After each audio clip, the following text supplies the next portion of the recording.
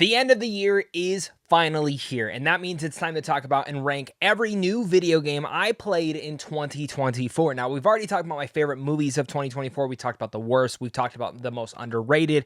But with every year, one of the things that I don't get to cover too often on this channel is video games, which is a massive passion of mine, and I love playing them when I get downtime. It's a great interaction between me and my wife, myself, and even friends. So the fact that I have 21 new video games to talk about this year is a huge amount, and I didn't even get to play all the ones that I wanted to play. There were some I even bought I never got to jump into due to this being a crazy and insane year for me. I got married, me and my wife had a kid, and now we're here talking about what games I did get to play, which was 21 of them. So definitely leave your thoughts down below. Which video games did you play? Which ones were your least favorite, your favorites? And without further ado, let's dive into this.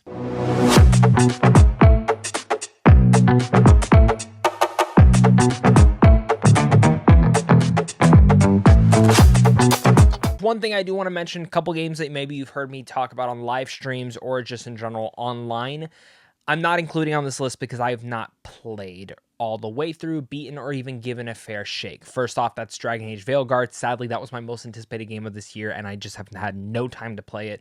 Also, Paper Mario and the Thousand Year Door, one of my favorite GameCube games, finally got the remake. Have not touched it. And Mario and Luigi Brotherhood. I love the Mario and Luigi RPG series. It saddens me that I've not gotten enough time to put into that, but it's okay. Brings me down to my number 21, which is a very popular game on PC, and if you tell me that this is one of your favorites of the year because it's finally on consoles, then I would understand, and that is Valorant, the console edition at least. So I was pretty excited to finally check this out. I have a friend who plays this almost every single night, and when it was coming to console, I signed up for that beta, got in, and I played about 5 hours, and I never got the hype about it. I came back after the beta was done, and I still just didn't get the hype about Valorant. I didn't understand. Sure, I had some fun here and there, but I just never piqued my interest, and I uninstalled it pretty fast. I'm talking about my number 20, and this is a game that I actually enjoyed, like genuinely enjoyed, which I was surprised by, but I always said this game is going to live or die based on the support, since it is a free-to-play game from Ubisoft, and that is X-Defiant. A lot of people were calling this the Call of Duty killer. I knew it wasn't going to be. The game was massively delayed for so many times, and then when it finally came out, it felt like it did really well, but there was no support. And that's how I personally felt playing X-Defiant. I felt like I lost interest pretty fast. I hit a pretty high level. I put at least a good 30 hours into the game, and the game's shutting down next year too. They're just ending support for it, which again goes back to what I said. If you don't support the game, I'm not going to come back and play it. And I knew with these free-to-play games, it's always hit or miss, and specifically live service, what was going to happen. But I think X-Defiant had good ideas. It just wasn't executed properly. People to keep playing. And same thing goes for like the monetization, like in terms of the battle pass and in terms of like skins you can unlock. I never really cared to jump into any of that, which is crazy to say because Ubisoft has a huge amount of IP that they could have easily milked and made me nostalgic for. We'll talk about one of the games that did get something like that made me hop in like literally like a couple days ago just because of this one thing, but I think X-Defiant messed up on that. That brings me down to my number 19, and this is a game that I just overall enjoy and come to a better fruition on. When I initially played it back on the PS4 version, I just really liked it, but I never had the urge to go back, play any of the add-ons. But now with the console edition and the show coming out this year, Fallout 4's PS5 version, I was excited and I really liked. I put a lot of hours into this game. Now, why is it lower on the list? Well, it didn't really update or upgrade anything. I mean, to be honest, it's probably better than some of the other games I'm about to talk about too, but in terms of this, it just didn't have a lot of updates to it, and I didn't expect Bethesda to do much with that, but I wanted to at least mention I had fun playing it again. The show came out this year. It was fantastic. You'll hear about that more on my on my ranking of all the TV shows I'm going to talk about, but Fallout 4, cool. I'm happy it's on like PlayStation 5. Like there's a upgraded version for that. It gave me a better fair shake in likening to the game, like getting to go back through it on a second playthrough. But that's really all my thoughts on Fallout 4. I liked it more than the first time I played it. Now brings me down to my number 18, which probably is at the bottom of many people's list, but I actually had fun with this one. I put about at least 25 hours into this game, but sadly, again, in terms of support and in terms of like the end game and just certain things towards the end of the game, it started to make me lose interest. But Suicide Squad Kill the Justice League was one of my most anticipated games of this year. Rocksteady made an amazing Batman trilogy, which I thought was great, but I was excited to see what they're going to do next, and they decided on a Suicide Squad live service game. Now, video games take a long time to make. I think if this game would have came out 5 years ago, it probably would have been all the rage, but I think this game just had a lot of development issues along the way, and specifically the market changing and shifting and all this stuff. So I don't want to center on just the bad, like I'll mention it real fast, but I really want to focus on the good, because I think there is a lot of goodness in this game and a lot of fun to be had. So first off, my biggest issue with the game is the end game. It's boring. Like, it's just flat out boring. Like, everything with the Brainiac fight and on past that, I had no interest to continue on. And I know that they've pumped out little bits of content, and I've jumped in here and there, but to be honest with you, even jumping into those characters, the missions are so repetitive, and the genericness of it and the grind, which I initially liked, just weared off on me eventually. And it never latched me back on to want to keep playing the game, which really sucks, because I think if they would have made better mission variety, maybe a better areas overall, and changed up certain things, which may have been their initial plans, but because of, the game not selling well, that all kind of fell apart.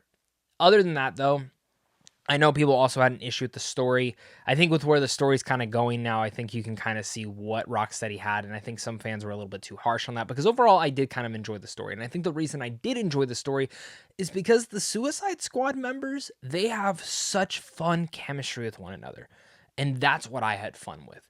Like, I liked flipping between the bunch and playing as different versions of them, or playing with friends, or playing with randos. And for me, the combat and gameplay in here, not talking about the mission variety, but just the combat and gameplay itself, was the thing that hooked me every single time, to get that next upgrade, to get that next gear, to switch over to characters and try different characters and try different movesets. And I absolutely love that. I had a blast when I got to do that. I just think everything else towards the back half really fell apart, and I think that's where this game failed at. It would be higher on this list. For a while, it was actually pretty high, but I did play a lot more games in the back half of the year than the first half.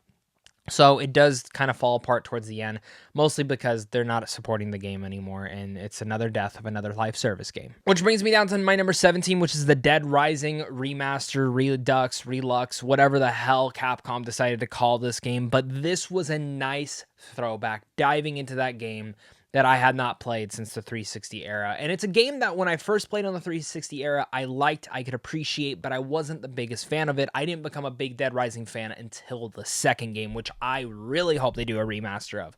But this remaster very much hones in the spirit of Dead Rising, basically almost the exact same thing, just with better gameplay, slightly better graphics, but it's Dead Rising to its fullest degree. And that's what I was happy to see, and I really hope they end up doing too.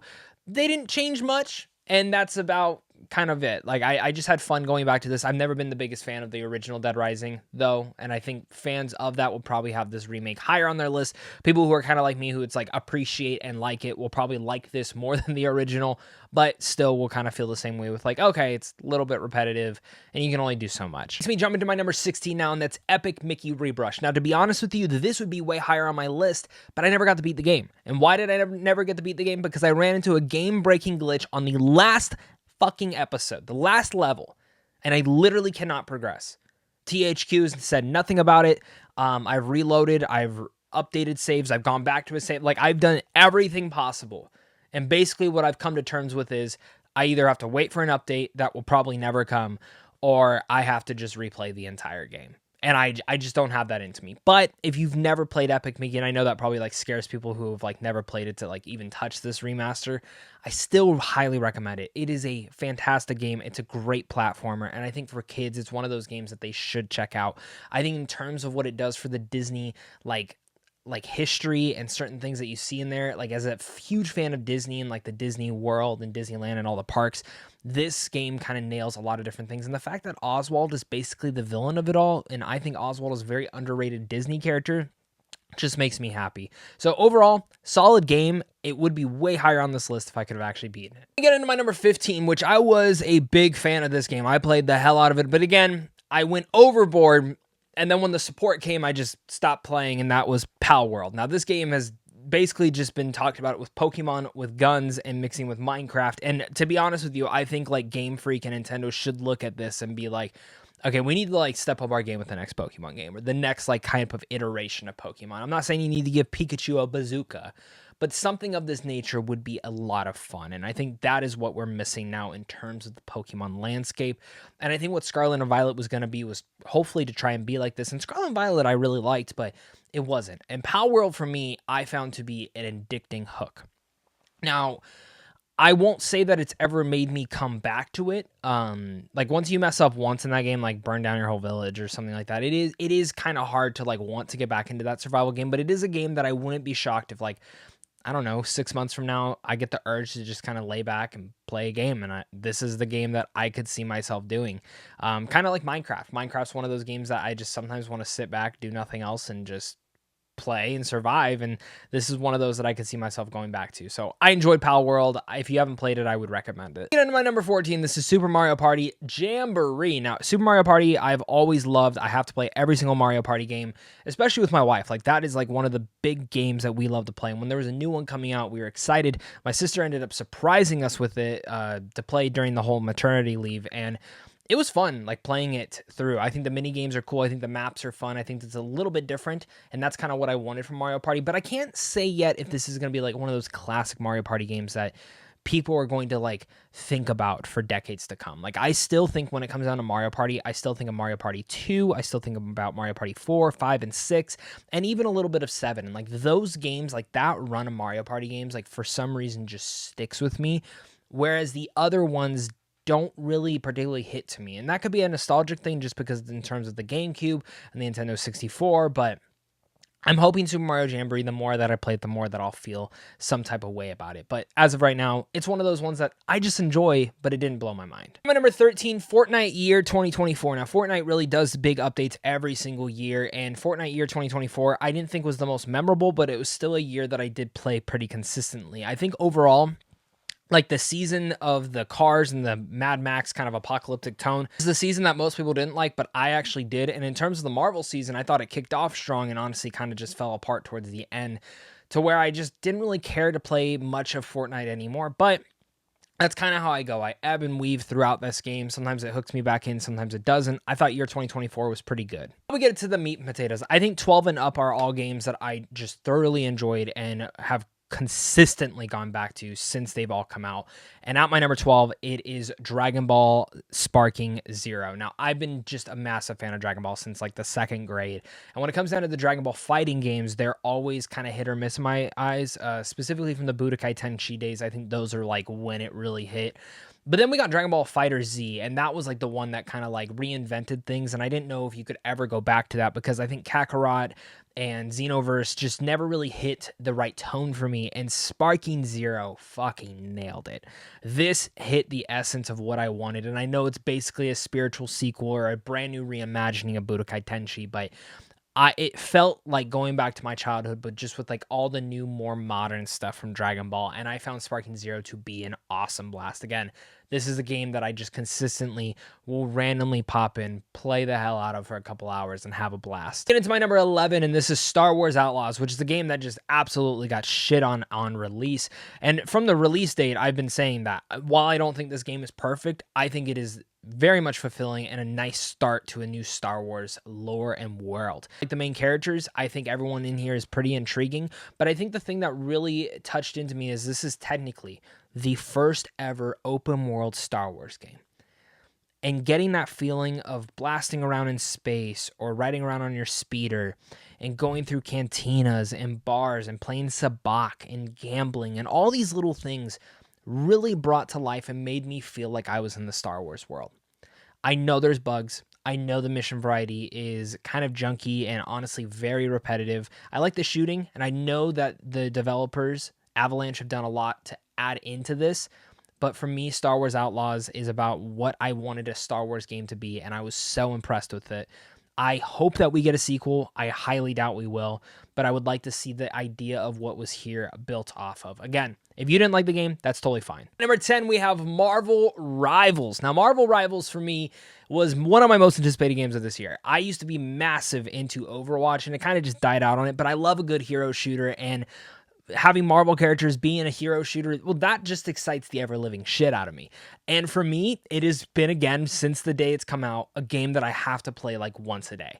I just love about it. I think about it. I like playing all the different characters. And as overpowered as I would say a majority of the characters are, there's always a balance to it because everyone just feels so powerful. Even Jeff the Land Shark, which I love playing as. But Marvel Rivals was a surprise to me, and I'm happy I got to play it. Let me get into my number 9, which earlier when I talked about like microtransactions and actually like bringing you back into the game, this game just did that same thing, as well as adding in a new thing that makes me want to keep playing the game, and that is Helldivers 2. Now, first off, the fact that they added Killzone skins, like that's amazing. I hope we get more collabs like that. And just another Killzone game, that would be cool. But Helldivers is the most fun I've probably had playing a multiplayer game with friends this year. That's just hands down. You play this game with friends, it is the best time and best experience. And the other thing that I really love about Helldivers is the support. I think there was that lull where there was like zero support, and I think this new update with the new aliens that you can go to and kind of face off against is really cool. Like, I played a couple matches of it, and it really sold me to want to get back into Helldivers. So overall, I got to give them credit where credit is due. I'm excited to see what they keep doing with the future of this franchise. Number 8, now this is technically like one of my favorite games of all time, but it's just a remaster, and I don't think that's fair to put it up any higher on this list, but it is, again, one of my favorite games of all time. That's The Last of Us Part 2 Remastered. I didn't think the remaster was like all that huge. I think on the PS5 Pro, there's a little bit more of an enhanced version to see here, but it is one of my favorite games of all time, and it has to make it onto this list. Again, not huge updates, little tinkers here and there, but I'm a huge Last of Us fan, and I had to include this game and also get it. We get into my number 7, and I've never been a big Warhammer fan. I've always wanted to be, but Space Marine 2 finally kind of hooked me in. The multiplayer was awesome. The story, the campaign really gets you in. The PvE mode was great, and it's just awesome to kind of have 3 different modes in a game. It reminds me back in the day when Gears of War would have that. You'd have the campaign, the multiplayer, and Horde, and that's kind of what Space Marine 2 very much reminds me of. But I also like that it's class-based. It's like, especially when you play multiplayer. So the fact that Space Marine 2 just gives you some of the most badass, gratifying times in playing a video game, but at the same time, it gives you some of the most intense and really much interesting, unique locations where you're just taking down hordes and hordes of aliens. It is exciting, and this is, again, another one that I love going back to. And on my number 6, and this is Diablo 4 Vessel of Hatred, the big add-on DLC to Diablo 4, which just got me right back in. Now, I probably would have put even more time in this add-on if I wasn't already playing Diablo 4 prior to this, trying to hit up to level 100 on my Necromancer. But the updates that they make and the quality of life enhancements that they put into Vessel of Hatred showcase to me that Diablo 4 is basically their World of Warcraft. They can just keep updating this motherfucker. They don't need to make another Diablo game. You can just keep upgrading this. This is your big MMO to a certain degree with Diablo, and I think this is hands down the best Diablo game. The quality of life stuff, at first I wasn't a big fan of, specifically with the leveling, the Paragon, but once I kind of understood what they were going for, it made my character feel even more badass. And the Spiritborn class, amazing. My number 5, we have Black Ops 6. Now, Call of Duty has really much just been on a downward trajectory. Every time I buy the game, which is almost every year, I play, I like, and then it feels like they don't either support the game or I just lose interest super fast. And it just never feels like the game is fully finished. Modern Warfare 3 was trash. Modern Warfare 2 kind of just made me lose interest. Cold War was decent. Vanguard was decent. But again, none of those grabbed my attention. I don't think a Call of Duty has grabbed my honest attention since Black Ops 3. And in terms of multiplayer, I don't think anything's grabbed my attention since Black Ops 2, Modern Warfare 2 days. So the fact that I can say that Black Ops 6 was my most played game this year, the fact that it was the most intriguing game to me, the one that actually hooked me back into everything, that excites me to no end. And Black Ops 6, I think, is the best Call of Duty game in years. Maybe even in a decade. Like, genuinely, I cannot believe how much I love this game. It's a game that I play almost every day. I still have not touched the campaign. I've just played multiplayer and zombies, and that's the hook I have. But I do want to go play the story because I heard it's great. If you're someone who gave up on Call of Duty, I would recommend this one highly. We get into my number 4, and that's Indiana Jones and the Great Circle, the last new game that I played this year. And my God, it's perfect. It's the perfect Indiana Jones story. Now, some of the combat's a little wonky. Some of the puzzles are kind of hard. There's certain things in there that I think like can be improved on in a sequel. But what Machine Games did here was they didn't just make Wolfenstein within the Indiana Jones world. No, they actually legitimately made an Indiana Jones movie. put into a game, and I love it. Like, from the puzzles to the combat to everything, it makes you really understand and feel like you are in Indiana Jones' shoes. And as someone who is very against being first-person Indiana Jones, I think the usage of this works. Now, for a sequel, I would like it to be a little bit more like Deus Ex in terms of third-person, first-person, but I had so much fun with this game. I wanted to see every next turn, twist into the story, and I think Indiana Jones and the Great Circle absolutely deserves your attention. My number 3, and at my number 3, this game, if it was not a DLC, would most likely be my number 1 of the year, but I do not want to include it as my number 1. Same thing with like how I did Phantom Liberty in years past. I did not include that in my top 2 because it's an add-on, even though I think it should have been. But at my number 3, it's Elden Ring Shadow of the Erdtree, add-on that I had no interest in playing. And I say this as someone who put hundreds of hours into Elden Ring, who beat the game about 5 times, who was a high level, who I feel almost 100%ed anything possible that I could do in there. I was obsessed with it. It was the first From Software game that made me fall in love with everything and wanting to learn everything. Now, Bloodborne, Dark Souls, I've played about everything, and some of them frustrate me, some of them I love, but Elden Ring was the first that I felt confident in what I was doing. And Erdtree, I just didn't know if I wanted to go back to it. I didn't know if I wanted to put all that time again, and I ended up doing it, and it was a great experience. It's a battling one, a brutal one, killing the final boss in the story. Jesus, that was the most difficult thing I've probably done this year in video games. But when it took me 2 weeks and I would take every day an hour or 2 a day to try and kick that ass of that boss, it was so gratifying when I got to finish it. And it made me want and understand finally why people love these games. So I loved Shadow of the Erdtree, and I can't recommend it enough. If you did not play it yet for Elden Ring and you loved Elden Ring, you should definitely give it a shot. My number 2, I went back and forth if this was going to be my number 1, but in the end of the day, it did become my number 2, and that's Astro Bot. Astro Bot is a perfect platformer, one of the best platformers of the last 10 years. As someone who grew up playing platformers, I've been urging and wanting a game such as this that's simple, fun, and exciting, but also gives that blast of nostalgia, and I've honestly have not felt this in so many years. But man, they did it. Team Asobi should really be commended for what they did, because the last 2 Astro Bot games that came out, I didn't play the VR one, but just the one on the PS5 console is fun. But this platformer is so great. My wife was into it. We would take turns playing it, like on every death, and I could not get enough of Astro Bot. Like, I just wanted to collect every single one. We platinum the game. Anytime they've added in new levels, we hop in, we re-download the game, and we play it some more. And this is something that I cannot wait to see with the success of winning Game of the Year. I can't wait to see what they do potentially with a sequel to Astro Bot. It can only go up from here, and that is so exciting. So if you still have not played Astro Bot, it is a perfect family game, but it's also just a really fun game if you love platformers or specifically grew up playing like Crash Bandicoot or Spyro back in the day. Number 1 favorite video game of the year is Final Fantasy VII Rebirth. Now, of course, this is the sequel to the remake. This is part 2 of it all. There's one more part to go. Final Fantasy VII has always been my favorite Final Fantasy game, which is probably the same for most of you. Now, when the remake came out, I thought, okay, this is great. It's very different, but I'm excited to see what they can do with the part 2. And part 2 takes everything that they did on part 1, but only makes it better, to the same point that I might go as far to say, and this might be blasphemy for some, but a Rebirth might be personally my favorite Final Fantasy game ever.